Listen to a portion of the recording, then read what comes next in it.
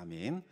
네, 반갑습니다. 오늘은 수넴 여인이 엘리사를 정성으로 섬긴 것과 또 그로 인하여 받았던 축복에 대한 말씀을 우리가 함께 나누겠습니다.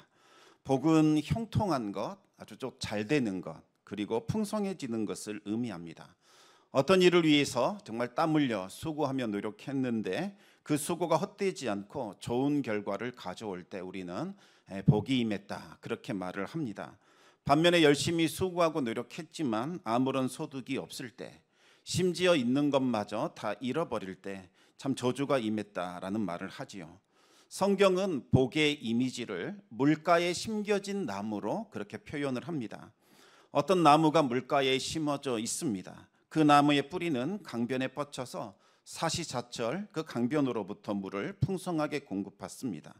그래서 더위가 올지라도 두려움이 없습니다. 오히려 잎이 더 청청해지죠. 가뭄이 와도 결실에 대한 걱정이 없습니다. 오히려 가뭄 온 시절에 더 많은 열매를 맺게 됩니다. 이것이 바로 성경이 말하는 복입니다. 그러면 저주의 이미지는 무엇일까요? 그것은 사막 한복판에 서 있는 가시떨기 나무입니다. 사막은 이 강변과 달리 물이 없습니다. 비도 내리지 않지요. 그곳에 서 있는 떨기 나무는 열매는 고사하고 하루하루 버텨내는 것조차 너무나 힘들고 버겁습니다. 영양분이 남아 있어야 그곳으로 잎사귀도 내고 열매도 맺을 텐데 사는 것이 힘드니 아무것도 맺을 수가 없지요. 가느다란 줄기가 전부입니다. 이 두 나무의 차이는 무엇일까요? 얼마나 이 나무들이 수고했느냐, 노력했느냐, 이것에 따른 결과가 결정되지 않습니다. 어디에 서 있느냐, 이것이 중요하지요. 강변에 서 있어서 매일 풍성한 생명수를 공급받을 수 있으면 풍성한 결실을 거두게 될 겁니다. 하지만 사막 한복판에 서 있으면 소망이 없습니다. 발버둥을 치고 죽을 힘을 다한다 할지라도 암담한 상황에서 벗어날 수가 없습니다. 물가와 사막 한복판의 차이는 바로 생명수가 있느냐 없느냐의 차이입니다. 생명수는 바로 하나님의 은혜를 상징합니다. 하나님을 의지하고 하나님을 의뢰하는 그 사람은 복된 사람입니다. 생명의 원천이신 하나님께로부터 생명수를 공급받기 때문이지요. 그 사람은 강변에 서 있는 나무처럼 청청한 잎사귀를 내며 사시사철 결실을 거두게 됩니다.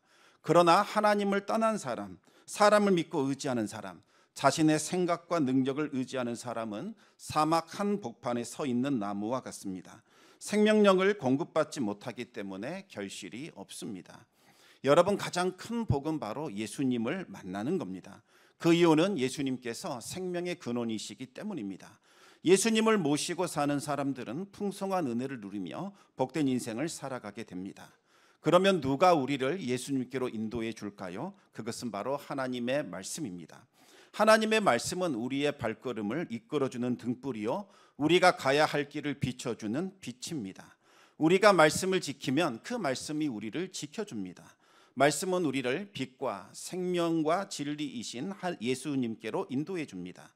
따라서 말씀을 잘 가르쳐주는 사람, 말씀을 통해서 하나님과 교제할 수 있게 이끌어주는 사람을 만나는 것, 그것이 인생의 가장 큰 복이라고 할 수 있겠습니다. 그래서 유대인들은 율법을 가르쳐주는 랍비들을 아버지라고 부르거나 빛을 비춰주는 사람으로 여기면서 크게 존경을 했습니다. 오늘 본문에는 이 복된 만남을 통해 복을 받은 한 여인이 등장을 합니다. 그 여인은 수넴이라는 곳에 살고 있는 귀한 여인이었습니다. 이 귀하다는 말은 여러 가지로 해석할 수 있는데 경제적으로 부유한 여인이었고 또 높은 신분을 가진 여인이었습니다. 그리고 신앙과 지혜에 있어서 아주 탁월하고 현숙한 여인이었습니다. 수넴 지역은 이 북이스라엘의 왕국은 사마리아, 그리고 엘리사가 주로 활동했던 이 갈멜산, 여기에 이 중간 지점에 위치하고 있습니다. 엘리사는 이 선지자 생도들을 가르치고 훈련하기 위해서, 그리고 또 백성들에게 율법을 가르치기 위해서 정기적으로 이 순회 여행을 떠났습니다. 그리고 순회 여행을 다 마치고 자신이 거처하고 있는 갈멜산으로 돌아갈 때마다 이 수넴 지역을 통과하곤 했습니다. 그런데 이 수넴 지역에 살고 있는 이 귀한 여인이 엘리사가 하나님의 사람이라는 것을 알게 됩니다. 수넴에서 이 갈멜산까지는 그리 멀지 않기 때문에 마을에 머물 필요 없이 곧바로 지나가도 되는 지역입니다. 하지만 이 여인은 말씀 사역을 다 마치고 돌아오는 엘리사가 행여 허기질까 봐 이 걱정이 되었습니다.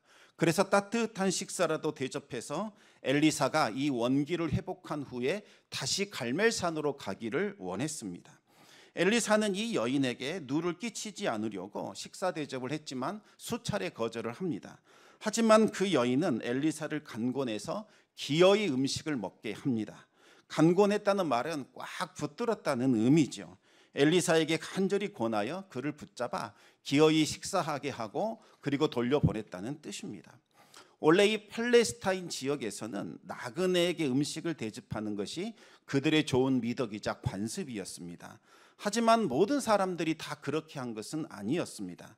특히 이 엘리사가 활동하던 시대에는 영적으로 타락한 시대였기 때문에 하나님의 선지자들을 무시했고 가까이 하는 것을 꺼려 했습니다.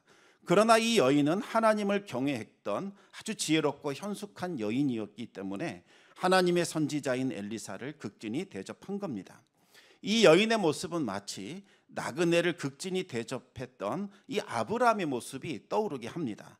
아브라함은 사람의 모습으로 변장한 하나님과 천사들을 극진하게 대접해서 큰 축복을 받았지요. 이 여인 역시 하나님의 사람인 엘리사를 극진하게 대접함으로써 신앙의 아름다운 모습을 보여줬고 또 그 섬김을 통해서 하나님께로부터 큰 복을 받아 누리게 됩니다. 엘리사는 폐를 끼치지 않으려고 극구 사양을 합니다. 하지만 이 여인의 강청을 이기지 못하고 그녀의 집에 들어가 식사를 하게 됩니다. 그 후로도 이런 일들이 계속 반복되었습니다. 그런데 엘리사가 식사를 하면서 하나님이 하셨던 일들을 증언하고 또 하나님의 말씀을 나누는 동안에 이 여인의 본심이 얼마나 소중하고 귀한지를 깨닫게 됩니다. 그러면서 서로 허물없이 친해지게 됩니다. 그 후로는 순회를 마칠 때마다 꼭 이 집을 방문해서 식사 교제를 나누었습니다. 그녀도 이 엘리사로부터 하나님의 일을 듣는 것이 너무나 즐거웠고 또 하나님의 말씀을 듣는 것이 가장 귀하고 복된 시간이 되었습니다. 엘리사가 순회 여행을 하던 도중에 경험했던 것을 들려주고 하나님의 말씀을 알려주면 그렇게 기쁠 수가 없었지요. 그녀는 이 엘리사의 사역이 얼마나 귀하고 복된지를 깨달았습니다. 그래서 그녀의 마음에는 이 엘리사가 좀 편히 쉬면서 하나님께 기도도 하고 말씀을 묵상할 수 있는 그와 같은 여건을 만들어주고 싶다라는 강한 열망이 불타오르게 되었습니다. 그녀는 남편에게 엘리사를 소개하게 됩니다.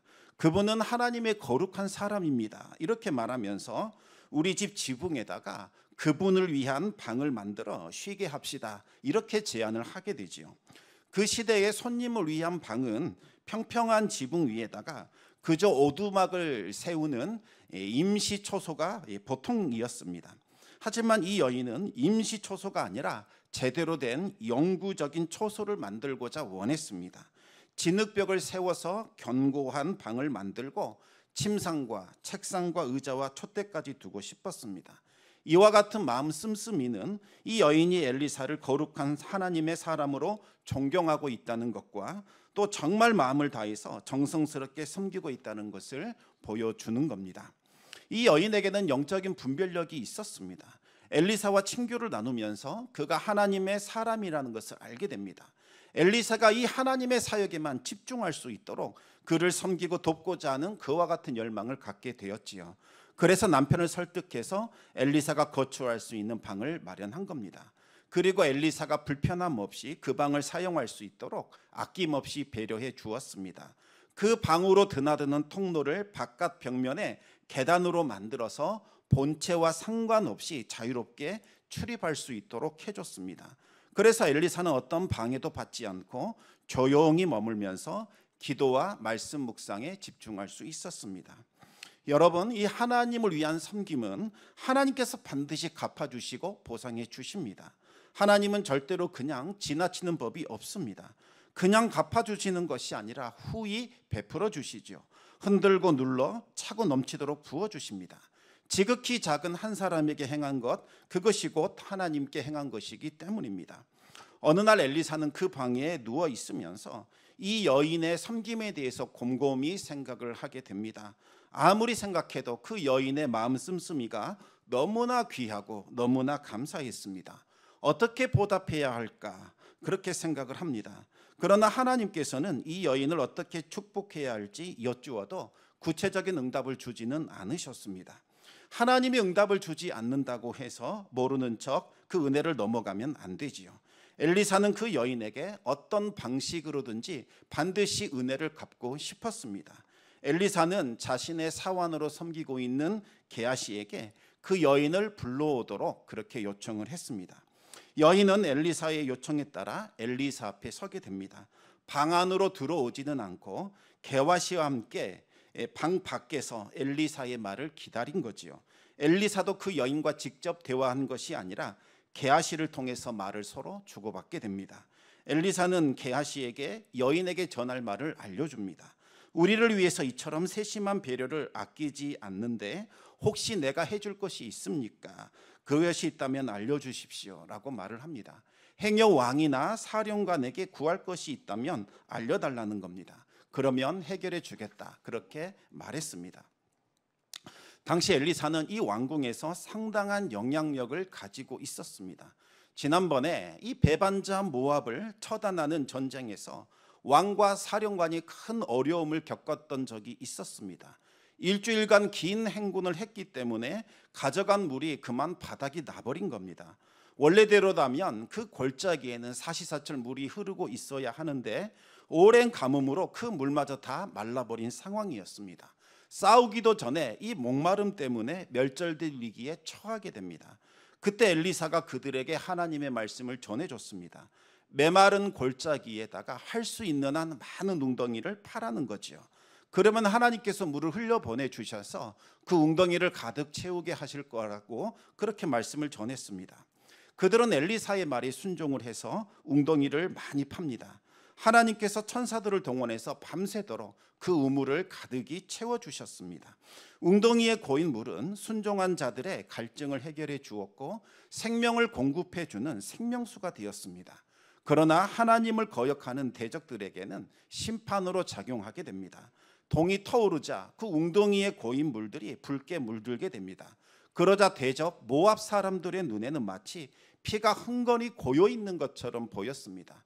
왜냐하면 당시 메말라 버렸기 때문에 물이 고였을 것이라고는 생각조차 못하는 거지요. 세 나라 연합군이 서로 쳐들어왔다가 물이 다 바닥이 나자 서로가 서로에게 책임 공방을 펼치면서 싸우다가 자멸한 것이 아닌가 그렇게 생각을 했던 겁니다. 그들은 크게 흥분합니다. 다른 사람들보다 빨리 가서 저 전리품을 취해야겠다. 무방비로 적진을 향하여 뛰어들게 됩니다. 마치 모닥불을 향하여 뛰어드는 불나방과 같았습니다. 그들은 제대로 싸워보지도 못하고 그대로 멸절되어 버립니다. 엘리사가 예언한 대로 물을 얻었을 뿐만 아니라 손쉽게 승리를 거둘 수 있게 되었습니다. 그 후로 이 북왕국의 왕 여호람과 사령관은 엘리사를 하나님의 사람으로 인정하고 두려워하게 됩니다. 이 사건을 계기로 엘리사는 궁정에서 상당한 영향력을 행사할 수 있게 되었습니다. 그래서 이 여인에게 왕에게나 혹은 사령관에게 구할 것이 있는지를 물었던 겁니다. 그런데 여러분 이 말을 오해하지 않아야 합니다. 엘리사의 말을 자칫 잘못 받아들이면 마음에 상처를 받을 수 있습니다. 어떤 사람은 마치 엘리사가 이 여인에게 내가 왕궁에다 좀 힘을 써서 인사청탁을 좀 해주겠다, 혹은 법적인 분쟁과 소송이 있으면 내가 좀 유리하게 만들어주겠다, 이렇게 또 해석하는 분이 있습니다.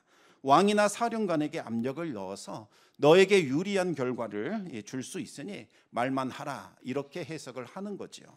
그런데 여러분, 이와 같은 해석은 전혀 어울리지 않습니다. 하나님의 사람이 자신에게 잘해 주었다는 이유로 인사청탁을 하거나 불법한 영향력을 행사한다는 것은 말도 안 되는 일입니다. 이와 같은 엘리사의 말은 당시 시대 상황을 염두에 두면 이해가 됩니다. 당시 북왕국 이스라엘을 통치하는 왕은 아합의 아들 여호람이었습니다. 여호람 역시 아버지처럼 하나님을 두려워하지 않았기 때문에 너무나도 악한 사람이었습니다. 그는 탐욕과 이익을 위해서라면 수단과 방법을 가리지 않았습니다. 아합이 어떤 일을 했는지 생각해 보시기 바랍니다. 거짓 소문을 막 퍼뜨리고 악한 누명을 뒤집어 씌워서 나봇과 그의 아들들을 다 죽이고 기어이 그의 포도원을 빼앗은 이 그 일로 너무나 악명이 높았던 사람이었습니다. 엘리사는 혹시 여호람이 이 악하고 불의한 압력을 넣어서 이 여인의 집이 지금 부당한 일을 당하고 있는 것은 아닌가, 그것에 대해서 물었던 겁니다. 필요 이상의 세금을 매기거나 악한 방식으로 재산을 빼앗고 있는 것은 아닌가, 그것에 대해서 염려했던 겁니다. 만약 그런 일을 겪고 있다면 내가 당장 찾아가서 그와 같은 일을 하지 말라 말할 것이요 바로잡아 줄 테니 나에게 필요한 것을 말하라, 그렇게 이야기를 하는 겁니다. 그러자 그 여인이 대답을 합니다. 저는 내 백성 중에 거주하고 있습니다. 이 말로 엘리사의 요청을 간곡하게 거절합니다. 내 생활의 부족함을 느끼지 않고 만족하고 있다는 거지요. 하나님이 베푸신 은혜만으로도 충분하다는 겁니다. 왕과 사령관의 호의가 필요 없을 정도로 백성들과 또 친족들에게 지지와 보호를 받고 있으니 너무나 흡족합니다. 이와 같은 대답을 했던 겁니다. 이로써 이 수넴 여인이 엘리사를 섬기는 것이 어떤 의도나 어떤 목적이 있는 것이 아니요 또 어떤 보상을 바라는 것도 아니라는 것이 완전히 드러나게 됩니다. 그 여인은 하나님을 사랑하고 또 섬기고자 하는 순수한 마음에서 하나님의 사람 엘리사를 섬기고 있었던 겁니다. 하나님은 이와 같은 순수한 마음을 기뻐하시고 귀하게 여겨 주십니다. 그러자 엘리사가 이제 이 여인을 위해서 무엇을 해줘야 할까 염려하기 시작합니다. 여러분, 이것이 참 흥미롭지요. 처음에는 여인이 염려했습니다. 내가 어떻게 해야 이 하나님의 사람을 평안하게 해줄 수 있을까? 그에게 어떤 도움을 줄 수 있을까? 이것을 염려했습니다. 그런데 이제는 엘리사가 이 여인을 위하여 마음을 쓰고 또 이 여인을 위하여 염려하고 있는 겁니다. 또한 엘리사가 왕의 궁정을 통해서 이 여인을 도우려고 했지만 그녀가 거절하자 이번에는 그보다 훨씬 큰 하늘의 궁정을 통해서 그녀를 도우려고 마음먹게 되었습니다. 엘리사는 그녀를 위해서 무엇을 해주면 좋을지 자신의 하인인 게하시와 상의를 하게 됩니다. 하나님은 직접 필요한 것을 말씀해 주기도 하지만 때로는 다른 사람과의 이 논의를 통해서 필요한 것을 알려주시기도 합니다. 따라서 우리는 하나님과의 대화도 중요하지만 다른 사람들과의 아름다운 대화도 중요합니다. 나는 오로지 하나님의 말씀만 듣는다. 다른 사람들의 말은 일절 듣지 않는다. 여러분, 이런 태도는 믿음이 좋은 것처럼 보이지만 때로는 위험하기도 합니다. 절대로 현명하고 바람직한 태도는 아닙니다. 언제나 마음을 여시고 다른 사람들을 통해 들려오는 하나님의 말씀에도 귀를 기울일 수 있어야 합니다. 엘리사의 말을 들은 게하시는 그녀에게 자식이 없다는 사실을 알려줍니다. 그들은 많은 재산을 가지고 있기는 했지만 재산을 이어받을 아들이 없다는 것을 알려주었습니다. 그리고 그녀의 남편은 늙었다는 것도 알려줍니다. 늙었다는 것은 자녀를 출산하기 어려운 상황이라는 것을 뜻합니다. 엘리사는 그 말을 듣고서 이 여인에게 자녀가 필요하다는 것을 깨닫게 됩니다. 그 순간 하나님의 말씀이 엘리사에게 임하게 됩니다. 그녀에게 자녀를 주시겠다는 감동을 하나님이 엘리사에게 주신 거지요. 마치 창세기에 나오는 아브라함과 사라의 이야기를 듣는 것 같습니다. 여러분, 이것이 바로 말씀의 능력입니다. 하나님의 말씀은 단순히 좋은 교훈이나 가르침이 아닙니다. 살아계신 능력의 말씀입니다. 말씀을 믿는 자에게는 살아 역사하시고 놀라운 기적을 일으키게 됩니다. 단순히 과거에 있었던 어떤 사건을 기록해 놓은 자료, 기록물이 아니라 나에게 직접 말씀하시는 하나님의 능력이 되는 거지요. 말씀의 능력과 권세가 나타나서 그와 동일한 일을 지금 이곳에 재현시키는 그와 같은 하나님의 역사가 말씀을 통해서 나타나게 되는 겁니다. 엘리사는 여인을 다시 데려오라고 지시합니다. 여인은 아주 겸손하고 정중한 태도로 또다시 문 앞에 서서 엘리사의 말을 기다렸습니다. 방 안에 들어오지 않는 것은 엘리사를 경외하고 있을 뿐만 아니라 자기 자신을 겸손히 낮추고 있다는 것을 보여줍니다. 여러분, 이 여인의 자세가 바로 말씀을 듣는 성도의 자세가 되어야 합니다. 성도는 절대로 말씀을 판단하거나 평가하는 자세를 가지면 안 됩니다. 언제나 겸손한 마음으로 경청해야 합니다. 주님, 말씀하여 주시옵소서. 주의 종이 듣겠나이다. 성경을 읽을 때에나 기도할 때나 설교를 들을 때에나 성경 공부를 할 때에 이와 같은 자세로 나아가야 우리의 심령 가운데 하나님의 말씀이 들려오는 겁니다. 또 선포되는 말씀을 하나님의 말씀으로 받아들일 수 있습니다. 그러나 우리가 말씀을 판단하는 순간 더 이상 그것은 하나님의 말씀으로 작용하지 않게 되는 겁니다. 엘리사는 하나님이 주신 그 감동을 여인에게 알려주게 됩니다. 한 해가 지나 이때쯤에 네가 아들을 안게 될 것이다. 너무나 뜻밖의 말인지라 그녀는 크게 당황을 했습니다. 엘리사의 그 말이 도저히 감당이 되지 않았습니다. 그래서 계집종을 속이지 말아달라 부탁을 하지요.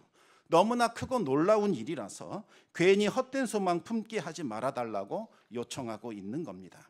이 반응 역시 아브라함의 아내 사라와의 반응과도 같습니다. 당시 아브라함의 나이가 99세였고 사라의 나이가 89세였습니다. 특히 사라는 생리가 다 끊어진 지 오래였기 때문에 아이를 잉태할 수 없는 상태였습니다. 한마디로 사라의 몸은 죽은 몸이나 다를 바가 없었다는 거지요. 사라의 몸에서 자녀가 태어나려면 창조의 역사가 다시 일어나야 합니다. 그래서 사라가 하나님의 말씀을 받아들이지 못했던 겁니다. 이 여인 역시 마찬가지였습니다. 지금 남편은 나이가 많아서 아들을 낳을 수 없습니다. 사라와 같이 죽은 몸이나 다를 바가 없습니다. 여러분, 그동안 이 여인이 아들을 위해서 얼마나 많이 기도했겠습니까? 아들이 없다는 것은 여인으로서 수치와 모욕이었습니다. 하나님의 사랑을 받지 못한다는 증표로 여겨졌습니다. 하지만 아무리 기다려도 아들을 갖지 못했습니다. 아무리 기도해도 응답이 없었습니다.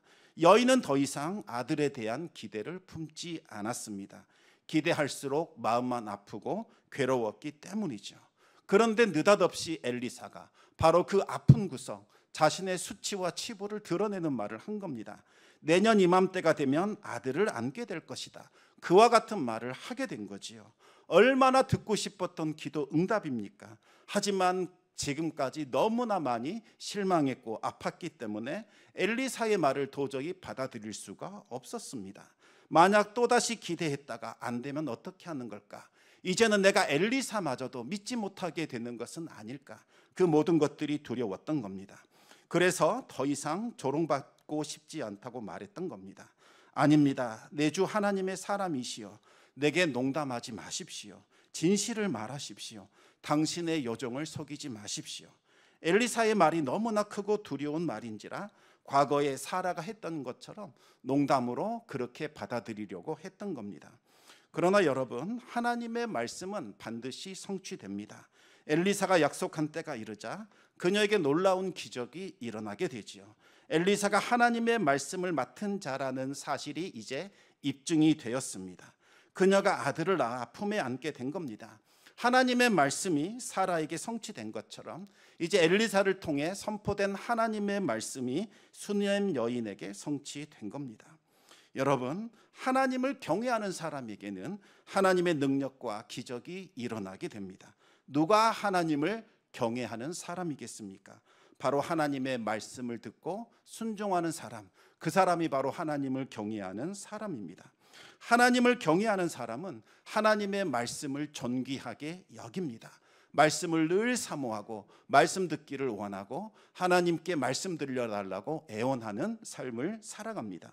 또 하나님의 말씀 맡은 사람을 귀하게 여깁니다. 수넴 여인이 엘리사를 극진히 대접하고 섬긴 것은 다름 아닌 엘리사가 하나님의 말씀을 맡은 거룩한 선지자라는 것을 알았기 때문입니다. 여러분, 엘리사의 외모나 풍채는 그리 매력적이지 않았습니다. 머리는 벗겨졌고 아이들이 조롱할 정도로 볼품이 전혀 없었습니다. 그에게 어떤 매력적인 요소가 없었다는 거지요. 하지만 엘리사에게는 하나님의 말씀이 있었습니다. 엘리사는 하나님의 말씀을 전하여 이스라엘을 하나님께로 돌아오게 하는 그 사역을 수행하는 하나님의 종이었습니다. 수넴 여인에게는 그것을 분별할 수 있는 영적 분별력이 있었습니다.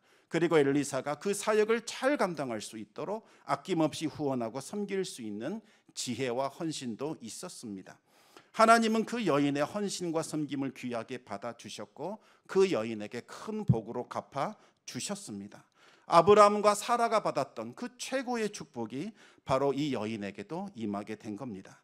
수넴 여인의 가정에는 큰 기쁨이 임했고 그 가정을 통해서 하나님이 살아계시다는 것과 하나님의 영광이 드러나게 됩니다. 사랑하는 성도 여러분, 하나님의 말씀을 귀하게 여기시기 바랍니다. 그리고 말씀 맡은 자가 하나님의 말씀을 가감없이 전할 수 있도록 잘 섬기고 또 협력해 주시기 바랍니다. 하나님은 그 섬김을 가장 귀하게 여기고 기쁘게 받아주십니다. 그 섬김을 통하여 하나님의 나라가 확장될 것이요 많은 영혼들이 하나님께로 돌아오게 될 겁니다. 하나님께서는 수넴 여인이 누렸던 그 놀라운 복을 이와 같은 섬김을 행하는 자에게도 부어 주실 것입니다. 날마다 하나님의 은혜가 함께 하시기를 우리 주님의 이름으로 축원합니다. 이 시간 기도하기를 원합니다. 우리에게 필요한 것은 바로 하나님의 말씀이죠. 우리의 심령이 메말라가고 황폐해진 이유는 하나님의 말씀이 생명수처럼 은혜의 단비처럼 우리 심령에 내려오지 못하기 때문입니다.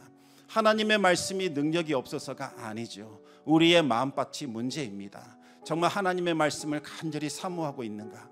빈들의 메마른 땅이 하늘을 향하여 입을 열어 그 단비를 사모하는 것처럼 우리가 그렇게 하나님의 말씀을 사모하고 있는가? 이것이 중요합니다.